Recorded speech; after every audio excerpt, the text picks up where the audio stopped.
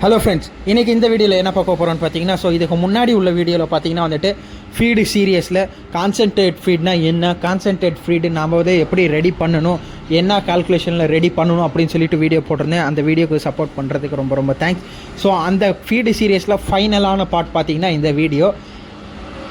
புதுசாக இந்த ஃபீல்டில் வரவங்க என்ன நினச்சிட்டு இருக்காங்க பார்த்தீங்கன்னா, ஆடுங்களுக்கு வயிறு முட்டை தீவனம் கொடுத்தா வெயிட் கெயின் வரும் அப்படின்னு சொல்லிட்டு நினச்சிட்ருக்காங்க. கண்டிப்பாக அப்படி கிடையாது.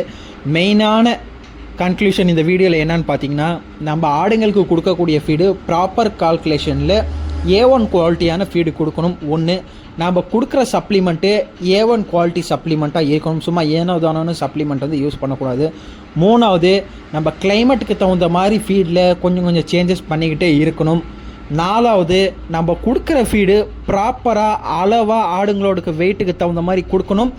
அது சரிமானம் கரெக்டாக ஆகுதான்னு சொல்லிட்டு பார்த்து கொடுக்கணும். அந்த சரிமானம் பண்ண வைக்கணும். நம்ம கொடுக்குற ஃபீடுக்கு ப்ராப்பராக ரிசல்ட் கிடைக்கணும். அதுதான் இந்த வெயிட் கெயினில் மிகப்பெரிய ஒரு கேமு. அது அடுத்தடுத்த டிப்ஸ் பார்த்திங்கன்னா நான் அடுத்தடுத்த வீடியோஸில் கொடுக்குறேன். அடுத்த வீடியோ பார்த்திங்கன்னா சப்ளிமெண்ட்டு கொடுத்து எப்படி ஆடுங்களுக்கு நல்லா வெயிட் கெயின் வரும், இல்லை சப்ளிமெண்ட்டு கொடுக்காம இருந்தால் ஆடுங்களுக்கு வெயிட் கெயின் வருமா வராதா அப்படின்னு சொல்லிட்டு அடுத்தடுத்த வீடியோஸில் பார்க்கலாம். இதே மாதிரி அடுத்தடுத்த இன்ஃபர்மேட்டிவ் வீடியோ பார்க்குறதுக்காக நம்ம கூட இணைந்திருங்கள். நன்றி.